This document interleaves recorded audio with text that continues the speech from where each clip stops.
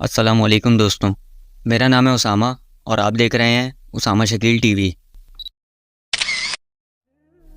تاریخ میں سفید فام یورپی قبائل جو 1200 قبل مسیح میں موجود تھے، ان قبیلوں کا یہ عقیدہ تھا کہ 31 اکتوبر سال کا آخری مہینہ ہوتا ہے، نہ کہ 31 دسمبر۔ اس دن کو یہ ڈے آف سمین کے نام سے مناتے تھے۔ اگر آپ آج بھی گوگل پہ اس نام سے سرچ کریں تو آپ کو ہالووین کی جگہ ڈے آف سمین کے نام سے بھی نظر آئے گا۔ سمین ان کے خدا کا نام تھا جو انسان کی روح قبض کرتا ہے یا انہیں کنٹرول کرتا ہے۔ ان لوگوں کا ماننا تھا کہ 31 اکتوبر کو بدروحیں قبروں سے نکل کر زمین پر واپس آتی ہیں اور لوگوں کو ڈراتی ہیں۔ اگر کسی شخص نے کسی کے ساتھ برا کیا ہوگا تو 31 اکتوبر کی رات کو یہ اس کے گھر میں آ کر اس سے بدلہ لیں گی، اور اگر ان سے بچنا چاہتے ہیں تو آپ کو اپنے گھر کے اندر آگ جلانی ہوگی یا ان سے بچنے کے لیے کچھ نہ کچھ حفاظتی انتظام کرنے ہوں گے۔ اور آپ جانتے ہیں کہ جنات کو آگ سے نفرت ہوتی ہے، خاص طور پر شیطانی جنات کو، تو اس عقیدے سے یہ ظاہر ہوتا ہے کہ یہ بدروحوں کے بارے میں بات ہو رہی ہے۔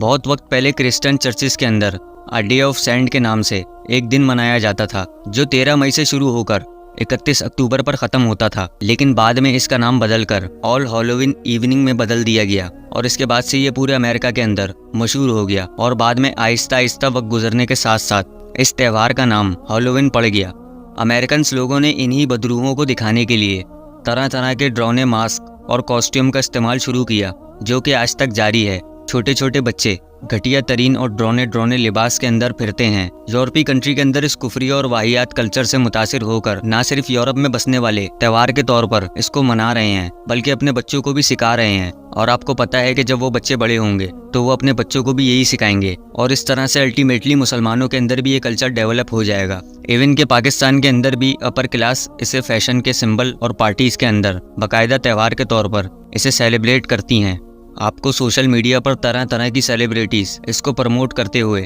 یا اسے سیلیبریٹ کرتے ہوئے نظر آئیں گی۔ یہ لوگ بچوں کے اندر بھی اس کی تعلیمات کو منتقل کر رہے ہیں کہ کیسے بچوں نے شیطان کا حلیہ بنا کر گھر گھر جانا ہے اور کھانا مانگنا ہے۔ یورپ کے اندر مسلمان اس کلچر کو اپنا بیٹھے ہیں۔ وہ تو یہ بھی نہیں جانتے کہ ان کے بچوں کو ٹرک اینڈ ٹریٹ کے نام پر جو چیزیں دی جا رہی ہیں کیا وہ حلال بھی ہیں،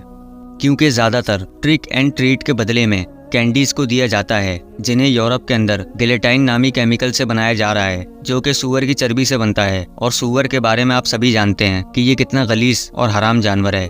تو کلچرلی، سوشلی اور مذہبی طور پر کسی بھی اینگل سے مسلمانوں کا اس کلچر کے ساتھ یا اس تہوار کے ساتھ کوئی تعلق نہیں ہے۔ نبی صلی اللہ علیہ وآلہ وسلم نے ارشاد فرمایا کہ جو بھی شخص جس بھی قوم کی مشابہت کرے گا، قیامت کے روز اس کو انہی میں سے اٹھایا جائے گا۔ ایک اور جگہ آپ نے ارشاد فرمایا جس کا مفہوم یہ ہے کہ ایک وقت آئے گا کہ میری امت کے لوگ یہودی اور عیسائیوں کی مشابہت کے اندر ایک ایک انچ تک داخل ہو جائیں گے، حتیٰ کہ وہ یہودی اور عیسائیوں کو چھپکلی کے گھر کے اندر داخل ہوتا دیکھیں گے تب بھی ان کا پیچھا کریں گے، بنا سوال کیے یا بنا کچھ سوچے سمجھے کہ ہمارا ان چیزوں کے ساتھ تعلق ہی کیا ہے۔ آج اسلامک کنٹریز کے اندر اس کلچر کو فیشن کے طور پر اپنایا جا رہا ہے، جبکہ مسلمان کے پاس اپنے خود کے اتنے خوبصورت تہوار موجود ہیں جنہیں مسلمان آج اس قابل نہیں سمجھتے کہ خوشی سے منائیں اور بچوں کے اندر بھی تعلیمات کو منتقل کریں، جیسا کہ عید الفطر اور عید الاضحیٰ وغیرہ۔ مسلمانوں کو چاہیے کہ وہ اپنے بچوں کو عید نماز ساتھ پڑھائیں، ان کے ساتھ وقت گزاریں، اور اسے ایک اسلامی طور پر فیملی کے ساتھ وقت گزارنے اور اپنے بچوں کے اندر اس کے متعلق آگاہی پیدا کریں، کیونکہ یورپ کے اندر آج بھی اس طرح کے تہواروں کے موقع پر وہ لوگ ایک دن کے لیے صرف اپنے کام چھوڑنے کے بجائے اسلامی تہوار کے موقع پر بھی اپنے کام کے اندر مصروف رہتے ہیں، جبکہ ان کا اسلامی تہواروں کے بجائے ان کی تمام ایکسائٹمنٹ ہالووین یا کرسمس جیسے تہواروں میں جاگتی ہے، جو نئی نسل کو کنفیوز کر رہی ہے کہ آخر ہمارا کلچر کیا ہے۔ یورپ میں ہالووین صرف اور صرف مارکیٹنگ ہے یا بزنس کو بڑھانے کا ذریعہ ہے، کیونکہ اس روز ملک کے اندر باقاعدہ چھٹی ہوتی ہے اور ہالووین کے تہوار پر بہت فروخت ہوتی ہے شیطانی کاسٹیومز کی۔ امریکہ میں اس کو متعارف کرنے کا مقصد بزنس کو بڑھانے کا ذریعہ ہے، اور ساتھ ساتھ مسلمان امت کو گمراہ کرنے کا بھی، کیونکہ آپ جانتے ہیں کہ گناہ بہت زیادہ اٹریکٹیو ہوتا ہے، جبکہ کامیابی کا راستہ مشکل تو ہے لیکن صرف اور صرف اسی میں آپ کے لیے نجات ہے۔ سورہ فرقان میں اللہ پاک فرماتا ہے، اور وہ جو جھوٹی گواہی نہیں دیتے اور جب ان کو بیہودہ چیزوں کے پاس سے گزرنے کا اتفاق ہو تو بزرگانہ انداز میں گزر جاتے ہیں۔ تو مسلمانوں کو چاہیے کہ اس طرح کے کفریہ کلچر کو اپنا حصہ بنانے کے بجائے یا دوسرے لوگوں تک اس گناہ کو پھیلانے میں حصہ دار بننے کے بجائے اس کے تاریخی پس منظر پر غور کریں اور اس کی حقیقت سے متعلق دوسرے لوگوں کو بھی آگاہ کریں۔ امید کرتا ہوں آپ کو یہ ویڈیو پسند آئی ہوگی اور کچھ نیا جاننے کو ملا ہوگا۔ اگر ویڈیو پسند آئی تو ویڈیو کو لائک کریں اور چینل کو سبسکرائب کریں۔ میں ملوں گا آپ سے اسی طرح کی کسی نیکسٹ ویڈیو میں، تب تک کے لیے اللہ حافظ۔